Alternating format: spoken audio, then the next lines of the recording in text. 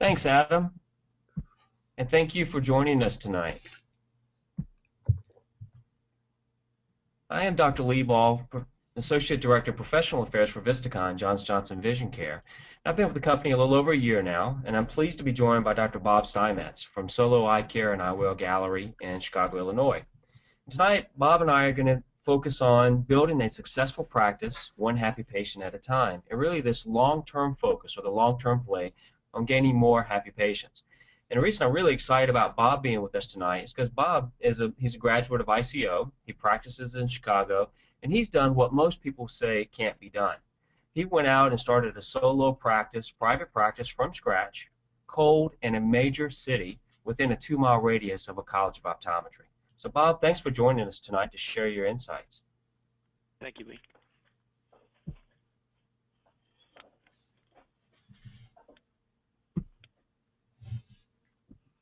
We know that there are many elements when building a successful private practice. You know, having a friendly and helpful staff goes without saying so that your patients feel comfortable in your practice, having convenient office location and really convenient office hours, and prescribing the best products, because premium practices are built on prescribing premium products, and really leveraging managed care or getting the most out of those third-party payers. But out of all of these elements, Bob, in your experience and in your situation, what is the most important element for building a successful practice? You know, Lee, I think each of these bullet points are very important when building a successful practice. But for me in particular, I am in a very populated area here in downtown Chicago, and we needed to be able to set ourselves apart from the other guys on the block. And for me, it's been prescribing premium products, whether it be the best contact lenses on the market, whether it be high-end lenses or high-end frames and sunwear. And by prescribing these particular products and packing our practice with technology, we've been able to set ourselves apart from others. And that has really been a great practice builder for us over the years. You know, absolutely. And to your point, your market niche is having a premium practice with premium products. And all of these elements influence patient happiness. In fact, a recent study found that enthusiastic and really happy patients are 3 times more likely to refer others to eye doctors than just satisfied patients or patients who are just lukewarm or mediocre about their experience in your practice. And we know that to have this long-term practice success, it's really built on referrals.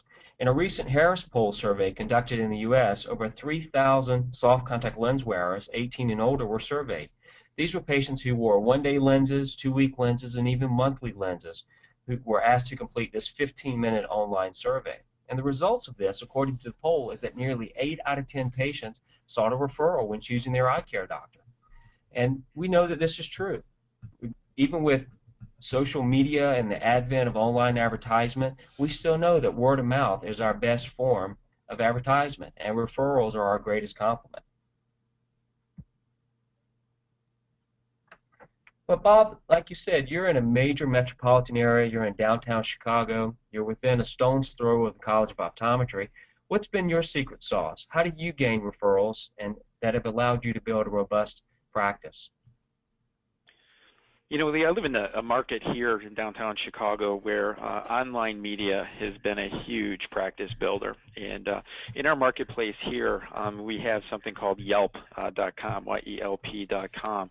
And that really has been driving my practice as far as new patients that don't come from word-of-mouth, person-to-person referrals. And this particular site rates you on a scale of 1 to 5 stars. And we not only have to make our patients happy, we have to make them very enthusiastic and very excited to refer others to the practice in order to gain that 5-star referral.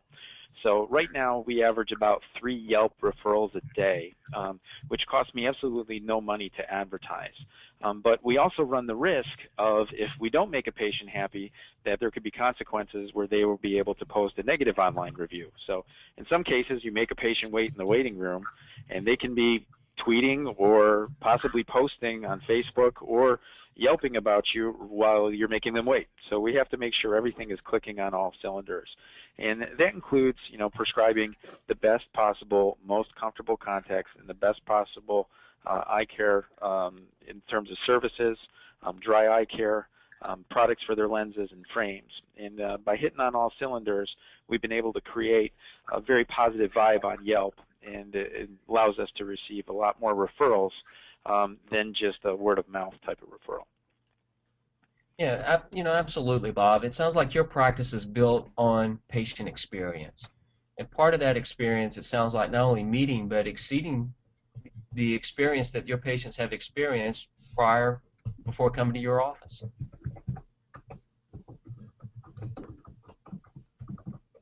And we know that this positive product experience is so crucial for patient referrals.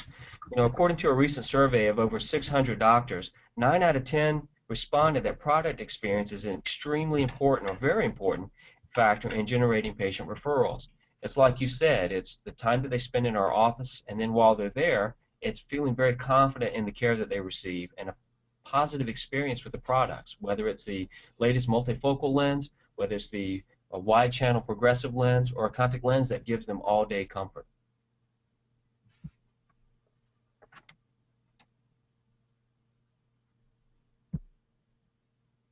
So Bob, which of the following elements of products that you prescribe most influences the happiness of your contact lens patients? You've built a robust contact lens practice, and which really is most important? Is it the comfort to your patients, their quality of vision, the out-of-pocket cost to your patients, or the convenience that they have with using the products that you prescribe?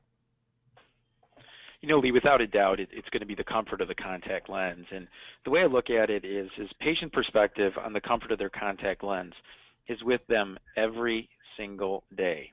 So if their contact lens is uncomfortable, they're going to think of me. If their contact lens is bothering them and they feel like they have to rip it out of their eyes, they're going to think of me, and they're not going to be willing to refer their friends and family. So if we can find a contact lens that's comfortable all day long where the patient doesn't have to worry about it, then that is going to be the lens for me. And I think the most important question that I ask a patient when they come into the office, either as a new patient or even as an established patient that hasn't returned in a year or so, is, do you ever have to think about your contact lenses? And I think it's a great question because most of the people that come into my office, I live in a downtown setting 2 blocks from the practice. Everyone's very busy. They take public transportation. They're always on the go. They have their iPhone going, or they have the phone piece in their ear. And sometimes they are just looking to move on to the next thing. They're there for an eye exam. They're there to get their contacts updated or new glasses. But sometimes they forget to really concentrate on what may be bothering them. And so if you ask a question, do you ever have to think about your contact lenses, it really forces the patient to pinpoint how their overall comfort is with their lenses. And if I get an answer to that question, anything other than no, I don't have to think about them, then I know that they're a perfect candidate for either the AccuView Oasis or an AccuView One Day Moist, which has been really driving my practice over the last several years. Yeah, that is a fantastic clinical pearl, Bob. I really like that. You're right. If patients are having to be concerned about their contact lenses, then they're not having their optimal experience. And in fact, in that same survey of over 600 of our colleagues, the vast majority, over 84%, feel the exact same way. The comfort is the most influential factor in the happiness of their contact lens patients. And I love what you said. For patients are feeling their contact lenses and they can't wait to get home to rip them out of their eyes, then maybe it's just easier for them to put their glasses on that day and not even to worry with contact lenses. That's probably why we're starting to see so many contact lens dropouts in the late 20s, early 30s, when it's really not vision that's the culprit, but it's really that they're end-of-day comfort. Because really, who has an 8-hour day any longer? Most of our patients spend 7, 8 hours on the computer to go home and then spend another couple of hours on the laptop. Facebook, social networking, maybe filling out those Yelp forms, giving you those 5-star review mobs. But you're right. If those patients are having to think about their contact lenses, then we haven't exceeded their expectations or even really met their expectations.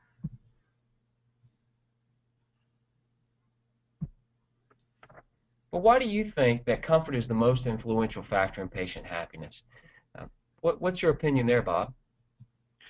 Again, it's something that's with the patient every single day. And if the patient isn't comfortable, they're going to want to discontinue lens wear immediately. And so that's why we want to find, the most comfortable lens possible for each and every patient at my practice.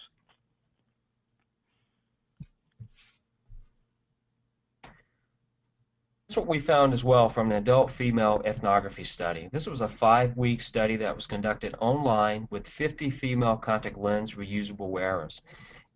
And this was a very in-depth study. Each one of these participants participated in 8 half-day in-person sessions to really cover the activities and really discuss what was pertinent to their relationship with their contact lenses. And this was actually an interesting quote from one of the toric contact lens wearers who says, comfort is the most important thing when it comes to choosing contacts.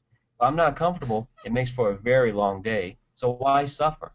And we hear that, to your point, over and over from our patients who come in and they're like, my contact lenses just aren't comfortable any longer. I'm constantly having to put drops in my eyes, or I have to take a pair out during the day and give them a cleaning and put them back in, or take one pair out and put in a fresh pair in.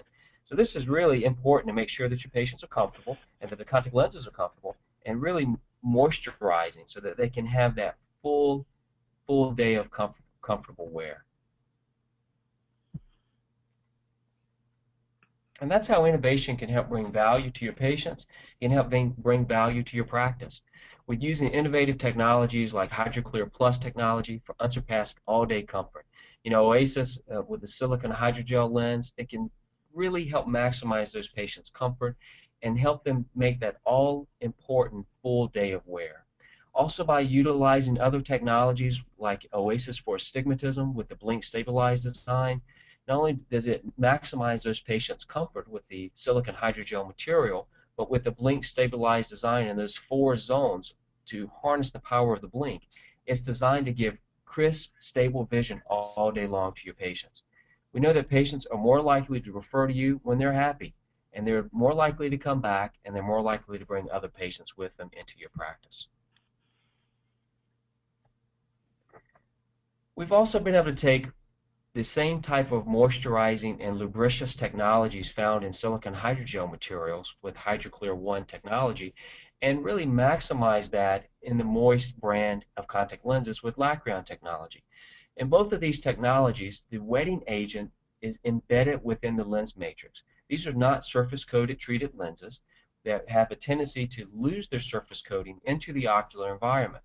With other types of contact lenses that are surface-coated, these surface coatings can be leached into the eye and really removed from the surface of the contact lens where it's most needed.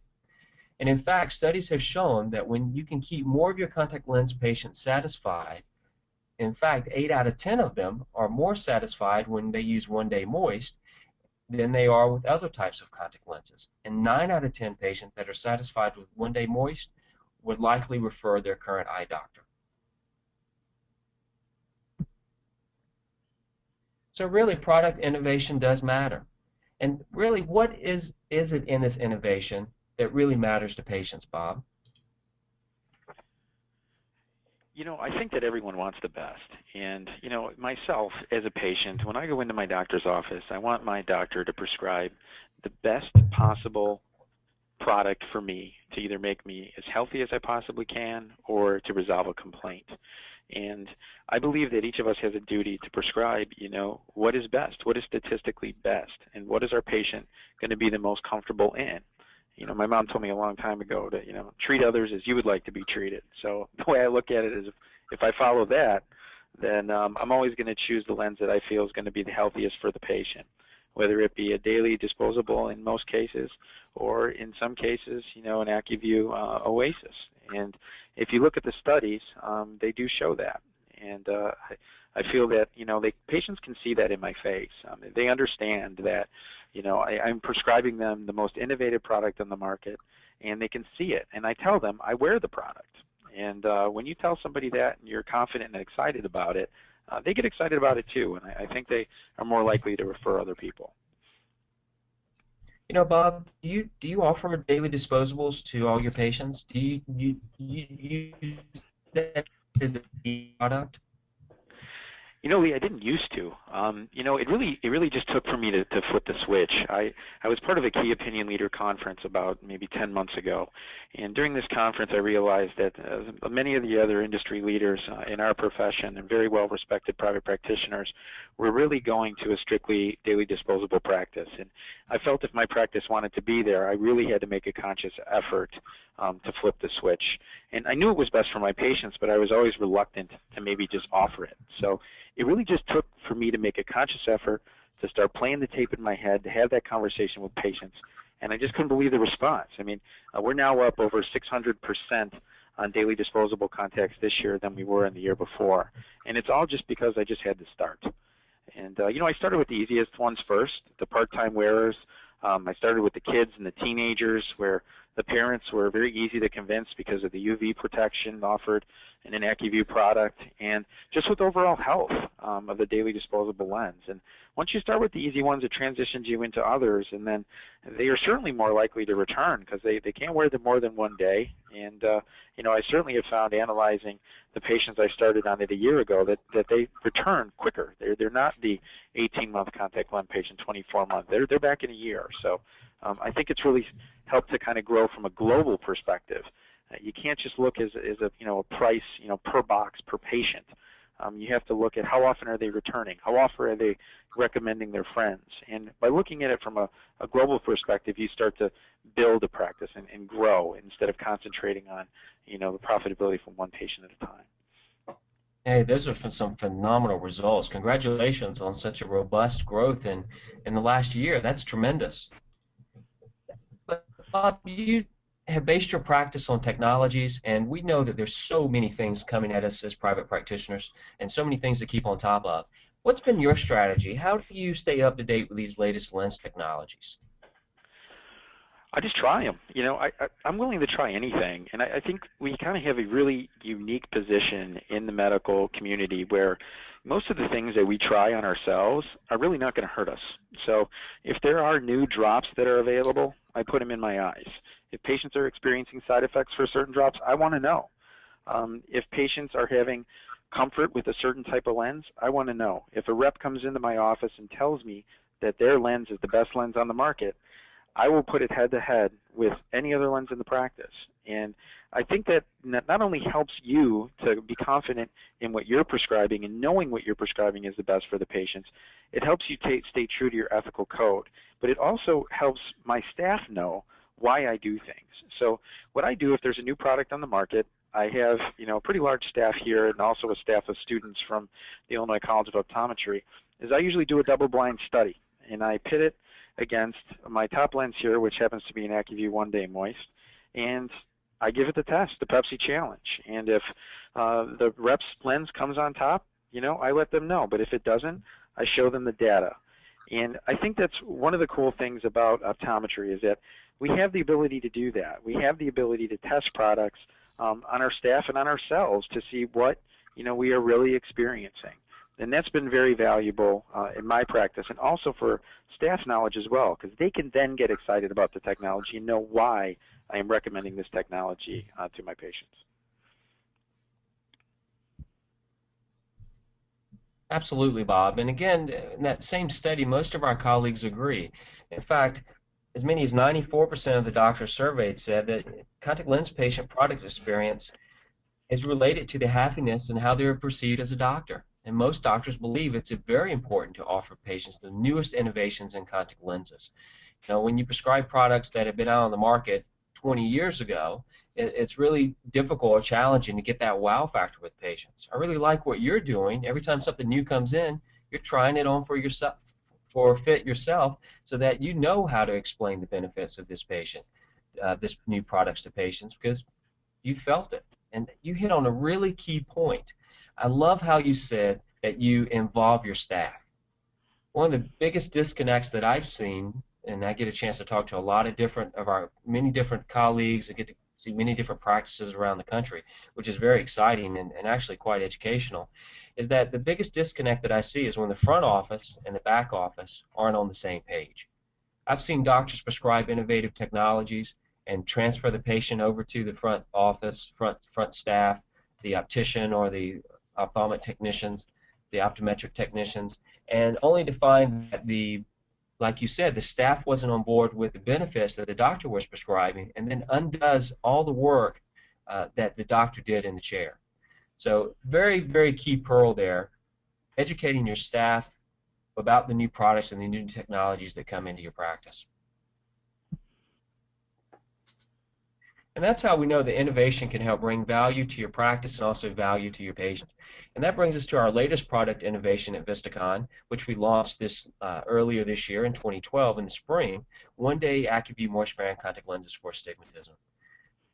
Again, taking that same technology that we've known to grow and trust, that blink stabilized design that we've had in AccuView Oasis and AccuView Advanced for astigmatism, and now been able to maximize that same technology in a one-day disposable platform, where nearly 9 out of 10 daily disposable wearers view their doctor as trustworthy when they are wearing that one-day moist material.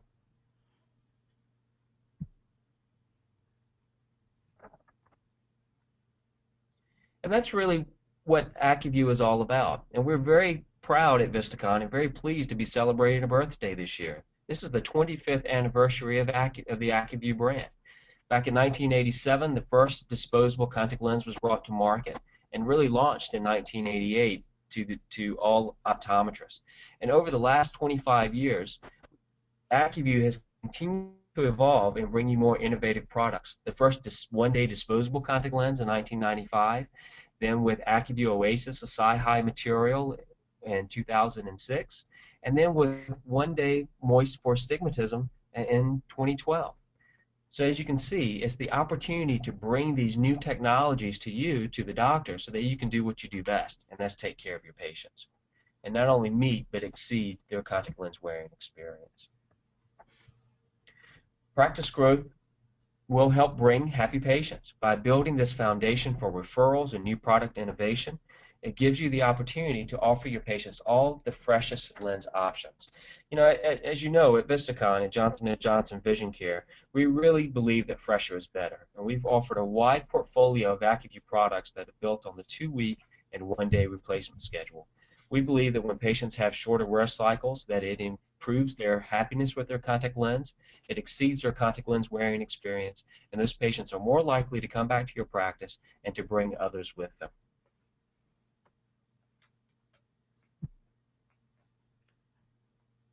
You know, Lee, just to add on that last slide, when happy patients refer, I worked for a doctor years ago when I was in school, and he always had this sign that said, you know, he's always concerned about the happy patient that never comes back.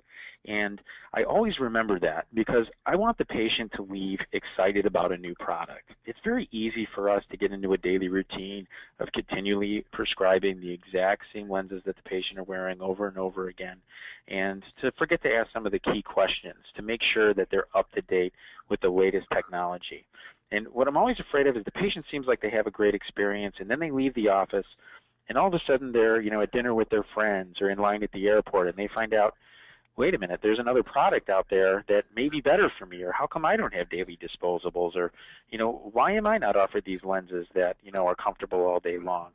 And then they start to question, well, why am I visiting this practice if they're not, you know, giving me the best possible option available? So I always try to remember that and always try to wow the patient on every single experience. So it's not only happy patients that refer, it's the patients that get excited about a product that refer. Absolutely. That's well said, Bob.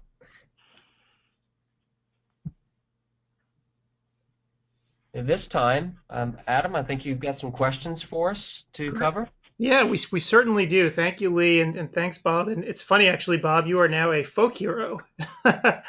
Being able to open up cold in one of the major metropolitan areas in the country and be so successful.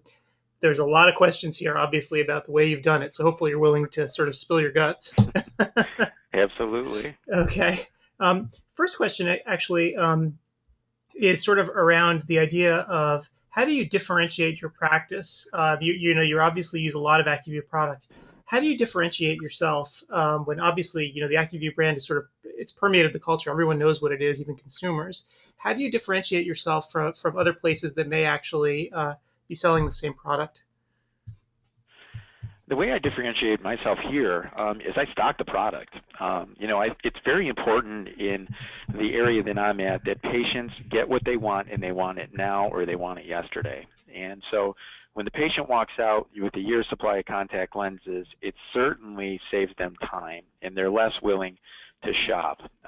It also allows my staff to get their rebates ready, to give them all the paperwork that they need. They show them the boxes, what they need to do, and so I stock my number 1 and 2 lens, which is AccuView Oasis and AccuView One Day Moist, and it just makes the patient experience that much easier. On top of that, we also offer some additional benefits in the office as well, just in terms of aesthetics. My office is located right on Michigan Avenue, and we have a very inviting waiting room with from anything from coffee and water to, we actually have a scent air system here that pumps in certain eucalyptus scents throughout the day to make the patient's kind of buying experience more pleasurable. We have unique digital picture frames that offer all the specials in our office that day. But overall, in regards to the contact lens technology, I want to make sure that it's on hand and readily available for my patients so that they can walk out the door with a bag in their hand. Sure. And do you stock them just the most common parameters, or do you go whole hog and really have a huge inventory? For Oasis, I go whole hog, and I stock them all. In terms of moist, I go up to a -6 and double deep, and to make sure that I always have them on hand. It's one thing to stock them, but it's another thing to make sure you always have it on hand. So I replenish them every 2 weeks, and it's been working out very well because you do get a price break, on the lenses, and I also have the benefit of having someone to come in and do that for me. So it's been very successful here. Great. And this sort of leads into another question that we actually just got. You said your number 1 and 2 were Oasis and the One Day Moist. Do you usually start out with a high DK lens? What's your algorithm that you think about when a patient comes in? It kind of depends on their past wearing schedule. So, taking a look to see if there is any corneal neovascularization, it kind of depends on whether or not I want to go with an AccuView One Day Moist, or in some cases True Eye. And I feel that way we get the benefit of both the higher DK, and we get the benefit of a daily disposable. And I believe when you show the patient exactly what's going on in the health of their anterior segment, they are much more likely to agree with your suggestions. And so I do have an anterior segment camera here where I'm able to take pictures of limbal growth to make sure that the patients understand what's going on in their eye. And once we go ahead and show them those photos, it's pretty easy to let them know exactly what's going to be best for them. Right. And if you fit a patient with one of these high DK lenses, but they're not that comfortable in it, or it's feeling a little bit gritty or dry, do you quickly move them to a different product, or do you try to actually stick with it for a while? It really depends. I don't really have too many problems, especially when you move into the True Eye. I really don't have any issues with patients returning with complaints of irritation unless they really have a problem with the silicon. Mm-hmm. I usually will go back to a non-silicon type lens if I can definitely pinpoint that is the issue. But honestly, that's one of the benefits about prescribing a comfortable lens, is it significantly saves on chair time, and that's invaluable because you can always get more patients in on those contact lens problem patients that you really don't need to be seeing. So it significantly saves me an incredible amount of time, which allows me to see more patients. Right. That's a great point, Bob, and it's oftentimes in this new era of silicone hydrogel, we've been led down this path of high DK over T, but it's not all about oxygen to the cornea, and it's also about comfort, it's about modulus, it's about a balance of properties. And really, DK over T is just it's a measurement. Really, what is more important is really the percent of oxygen molecules, or the oxygen flux, that gets through to the surface of the cornea. One Day Moist is a hydrogel material, and the DK over T is a little under 24. But if you look at the oxygen flux, or the percentage of oxygen molecules that are moving from the atmosphere through the contact lens material onto the surface of the cornea, it's over 80%. Especially with a lens that patients are replacing every day, and they're not sleeping in the lens, which we know is the #1 cause of microbial keratitis is extended wear. It's not as crucial to have those high DK over T's of up close to 100, because really, if you look at the oxygen transmissibility curve, even when you get DK over T well over 100, the difference in the percentage of oxygen making through the cornea is only a few more percentage points. It's not that significant. Right. So another question here, actually, this is sort of back to the economics of this stuff. Some person writes here that they can convince the patients of the convenience of 1 days because it's pretty obvious, but they frequently lose the patients to sticker shock. And one question that we might have is, how do you actually deal with that that sort of sticker shock that some people feel when they see the price of 1 days?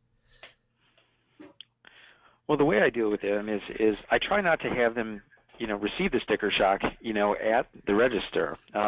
I am very willing to talk about and discuss costs in the exam room. I want everything to be transparent, and this includes when I talk about punctal occlusion, or if I'm doing a full glaucoma workup. I let the patient know that I'm a preferred provider for their medical insurance.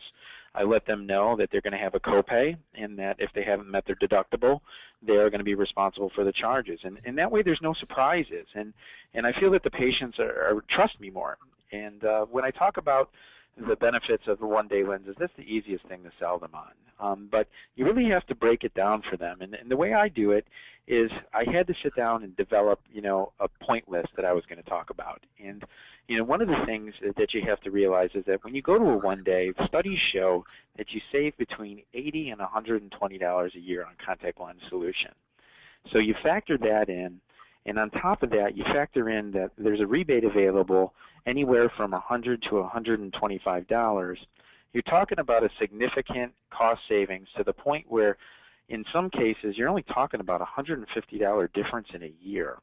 And for me and for many of my patients here, the convenience factor just far outweighs it. And once you get that lens on their eye, it's pretty much a no-brainer. I tell them, I've never, ever had a single 1 day patient ever come back in and say, I want to go back to 2 weeks. I haven't had it happen one time. And when you tell them that, they're like, wow, this must be really something special. And, I think that once doctors just start to talk about it, and starting with the easy ones first, they'll develop a dialogue. And if they do talk about cost, they'll find that the patient will be a lot more comfortable once they leave their exam chair. Sure. And if a patient comes up to you and says, well, can I get these lenses somewhere else, and why shouldn't I? What is it? What do you tell them in that case? In my case, Adam, I don't like to fight over patients being able to get them online. I do view the fact that I think I should be highly compensated for the advice that I prescribe, and therefore my exam fees and my contact lens fitting fees are going to be to the point where I'm getting paid for the advice that I provide. My contact lens pricing system is right near 1-800-CONTACTS. And I show the patient and actually pull up the website in many cases and show that we're often less than most. We don't charge shipping, and it's certainly more economical for them to be handed the boxes right then and there in the office than it is for them to go online and order them. Right. And so I do find that patients appreciate that when you actually bring that up to them. Right. And do you find that actually inventorying the lenses and just having them right there and then sort of makes the difference a lot of the time? It's definitely a huge benefit. But, I also, describe it to the patient and say, listen, there's no shipping and tax. I'll be happy to ship them to your office or home. I stopped taking contact lenses into my practice years ago because of the fact that I don't want my staff to inventory them. I don't want them opening the boxes. I don't want them putting in the trays. I don't want them calling and following up another week in a call. That costs a significant amount of money in staff time. So all of my contact lenses here are direct ship to patient, and then it never has to touch the office front door. And I think that the patients really appreciate that, especially because they come so quickly. Right. So let's shift gears here and talk a little bit about referrals. You mentioned Yelp before as being a pretty good driver of referrals to you, and I think a lot of folks are experiencing the same thing. A question here, do you actually ask your patients to post reviews on Yelp as they leave? That's funny. I actually believe in Yelp karma, and so I don't solicit reviews. I actually do not ask patients to post, and I feel that if patients had a great experience and they were referred by Yelp, then they'll automatically go back and give me a positive review at some point in time. But no, I don't solicit reviews. I know other practices that have. I also want to caution doctors, too, that Yelp gives you the opportunity to respond to each individual possible negative review. And there's a debate whether that is going to be a violation of HIPAA. So, I encourage doctors to kind of take the high road and maybe contact that particular patient privately and explain their side of the situation. But it's certainly not something you want to post to the world, recognizing that this is a patient that you have seen and possibly violate HIPAA. Absolutely. And I guess another question, have you had any sort of Yelp disasters that way where you've had to, sort of go offline and talk to a patient? I have not. The good thing is we've received a far majority of positive reviews, than negative. And I find that the negative reviews often come from patients that have never stepped a foot in my exam room. So I feel that, once the patient, gets a feel for the practice and my staff, they overwhelmingly have a positive experience, and that generates our positive reviews. And so they really outweigh the negative ones. And once patients look on Yelp and figure out which ones are positive and which ones are negative, they realize that overall that the practice provides a great experience. Right. And your practice, you started cold, you're a modern practice. Do you use any sort of not so modern advertising techniques to get new patients in? I'm sort of referring to things like phone books and that sort of thing. And we haven't done phone book advertising in 7 years. I opened up my first practice with a partner of mine as a professor from the Illinois Eye Institute 10 years ago. And her and I were able to build a practice cold with no patients about 10 miles from the Illinois College of Optometry. And back then, yes, we put an ad in the phone book for the first year. And since then, we never have since. Our practice is split a couple years ago, and I took the practice downtown, and my partner took the other practice. And we have tried everything in terms of advertising. We've done mostly web-based advertising. Now at my practice here, we've done everything from shopping carts to we've even done coasters at local restaurants and bars advertising the practice, bus signs, direct mail.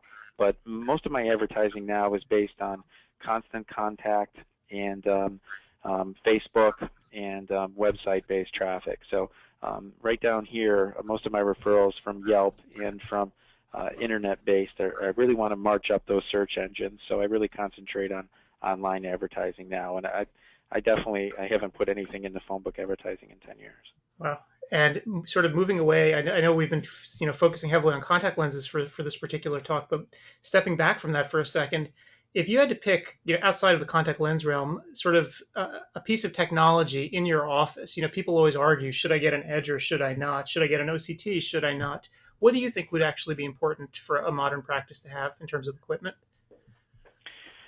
You can look at it from two ways. I believe that in my practice, the most important piece of equipment that I have that generates the most revenue is by far my edger. And again, down in downtown Chicago, people want it, and they want it now. And so I stock lenses with AR all the way up to a 174 -8 -2 sill. And with that ability to generate a patient's prescription in a matter of minutes, right then and there, is a huge wow factor. Especially now that many of the private carriers allow you to cut your own jobs. I have to say that if I were building a practice and wanted one piece of equipment, that particular piece of equipment has certainly paid itself off in a very short amount of time. Great. That's great advice and good to know. Got another question here. This is an interesting one. Do you only stock AccuView lenses, or do you stock any others as well in case there's a problem with your number 1 or 2 lens? I have trials of pretty much every type of lens, but as you know from stocking lens inventory, it can be, quite an economic, hit in the beginning. They do, billing terms over months, but I only stock those particular lenses because those are the only 2 that it makes sense for me to stock. I have every other trial available. And like I said, with the ability to, ship patients their lenses within 2 to 3 days, it really doesn't matter because you're giving a patient maybe not your number 1 or 2 lens, but a trial, and that way they're allowed to receive the other ones in the mail in just a couple days. Great. And It's sort of funny actually looking at all these different questions. Everyone's trying to get these little tips as to what it is that they can do. And you may or may not want to share this, but when you actually started out in the beginning, in the very beginning, what was the biggest thing that actually helped you get patients into the door? In the very beginning, the main thing to get patients in the door was going to have to be word of mouth referrals, and we didn't have the money to advertise, and we did open cold twice, and so what we've always been able to do is capture the patient that is actually in your office, and by doing that, we have an internal marketing program where we're able to, if you refer a patient, we give you a physical gift card. And then that gift card is a $25 off plastic gift card that looks like a credit card that costs about 32 cents to give. And you get that gift card to a friend. It has your name on it, and then you get a credit to your account.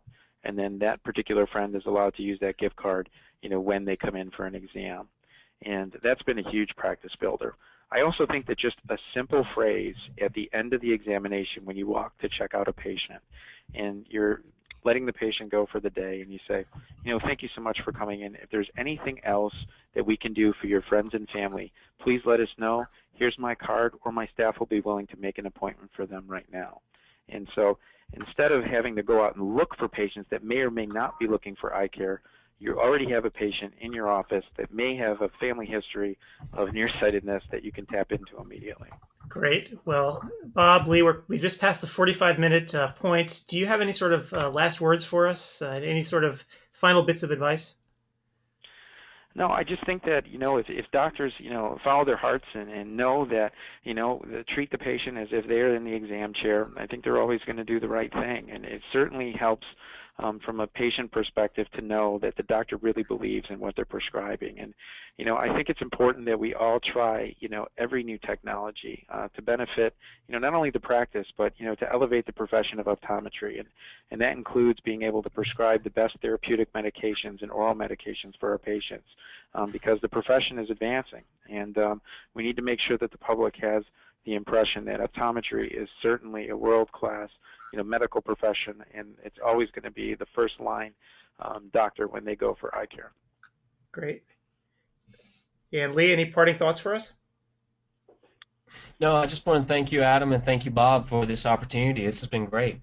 Great. Well, thanks, Lee. Thanks, Bob. And thanks, VistaCon, for sponsoring us tonight. And even though the main part of our webinar is now over, I promised everyone that we'd actually show them a new feature on ODwire. So, guys, you can feel free to drop off if you want as we go ahead and give this little demo to folks. And at the same time, I may actually try to pull in Paul Farkas, who I know is sitting there out in the audience right now, and I know his microphone is muted, but I may actually humiliate him and unmute his microphone right now.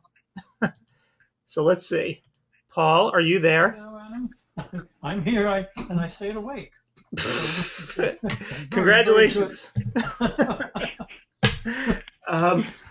So great. So I guess, whoops. Okay, can everyone still see everything? So great. So, by the way, everyone, this part won't be in the archive of the show, but I figured since there's so many ODwire folks here tonight, they actually wanted to see what Paul and I were talking about with this new feature that we were building. So, this is a first for me too. I haven't seen it, so I'm very excited here. So let me log in. I'm actually not using the computer that I built the stuff on. So the big thing that we've been working on, and if you're a supporting member of the site, you've actually seen this. We're constantly building new features, and one thing that we've been working on is the idea of having a very real sort of classified section on the site. We've had the marketplace, but that was a very complicated piece of software, as Paul likes to remind me all the time. So what we've done is we've gone in and we sort of revamped, and we've created I don't want to call it Craigslist because that's like a little bit demeaning, I guess, to the site. But we've created a very real classified section. Let's see if it even works for me tonight because it's not finished yet. But there we go. So we've created a classified section of the site, and I know some folks are they're raising an eyebrow. Well, why is this necessary? Why do we need classifieds here? And the answer sort of is right now, if you wanted to actually go to a site like eBay and you wanted to post a piece of equipment up, you can do it, but eBay will take out a good percentage of your sale. If you sell something through eBay, they're going to take out 2-3% or more. And also, obviously, the audience on eBay is very sort of diffuse. You don't know the people that are there. Same things with Craigslist. It's a lot of anonymous folks, perhaps equipment that comes from faraway lands. But with us, obviously, the community of ODwire, we have about 16,000 ODs, and most of the folks are in the U.S., and it's kind of a tight-knit community. So we figured it would be kind of a useful service to have a little classified area for everyone to post things. You can see that there are some sample ones right here. We actually had supporting members come in and post some sample ads for us just to test the software out. So hopefully everyone can see this. Paul, can you see this? Oh, yeah. Good. So scleral fitting sets. Oh, yes. There you go. So this is the sort of thing where it's a very sort of simple classified, and instead of actually going through the whole rigmarole of using PayPal and credit cards and every other thing like that, all you just do is click on Contact Seller, and then you'll be able to contact the seller of the item quite easily. So, and obviously this one is closed. This particular ad is closed because the classified time ended, the auction ended, but this is where you just enter them a message. Yeah. And then you just send it off to them, and then they get an email. And then when they've sold the item, they can just take it down from the site. So in this way, we're trying to really simplify the ability to actually post ads and to sell things. Even if the items are small, you can see a lot of the items here actually are rather small. And of course, Paul's question is, well, we're doing all this extra software development. How can this section support itself? And the answer is, we're just going to probably for each different kind of item have a very small posting fee to post a classified, very much like you might have in a newspaper. But unlike eBay, there's none of the sort of back end fees or anything like that. So it's really designed to be tight knit in the ODwire community. To facilitate you being able to buy and sell stuff, pretty easily. Placing an ad is as simple as clicking the button and then just, saying what you want to do. One thing you'll notice here too is that we actually plan to give you the ability to actually do things like post a practice for sale if you wanted to, or have something like a help wanted section or an OD wanted section. That's actually not finished yet. We're working on it this week. So these are just some of the sort of new features that we're working on, and we're hoping to actually roll this out within the next week or two. I'll keep my fingers crossed. We want the software to work properly for everyone, and we don't want it to croak out. So that's the big sneak peek. If anyone has any questions about this right now, feel free to type them into the questions box, or if you have any comments about what you actually might want to see here in terms of the classifieds, happy to actually and entertain any sort of item that you might want to see on the site. So, Paul, I know this is probably the first time you've actually seen this, right? Yep, absolutely. Well, what do you think? Well, I'm going to have to try to sell something. I don't know what I have to sell. So.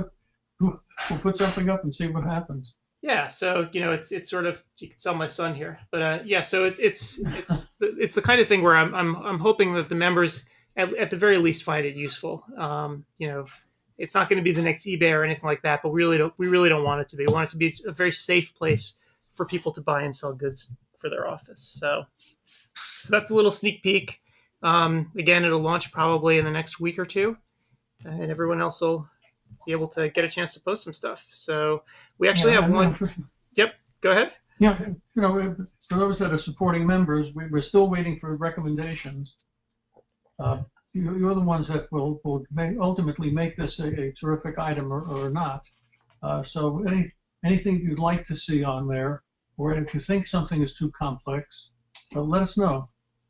Yep. We always listen. So, but we like to do it in the very private supporting member forums, not for the 16,000. It's just right. a limited group. Yeah, and in fact, the look of it so far and the way it's actually run has completely been designed by our supporting members. As a matter of fact, they've been giving me feedback as we've been working on it.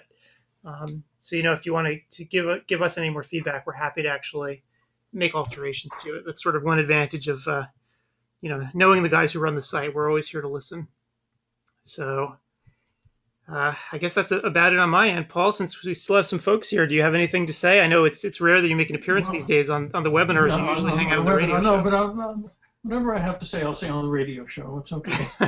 And in fact, we do have another radio show coming out on Thursday, folks. So hang on to it. It's going to be a real interesting one. This is a winner. Everyone should not only listen to it once, but listen to it several times. Yep, it's all about getting on insurance panels. So it's a real interesting talk. So, all right, well, everyone, thank you so much for showing up tonight. Lee, Bob, if you guys are still there, thank you so much for coming tonight. And thank you, Vistacom, for sponsoring the event tonight. And I guess I'll see everyone online. Good night, all.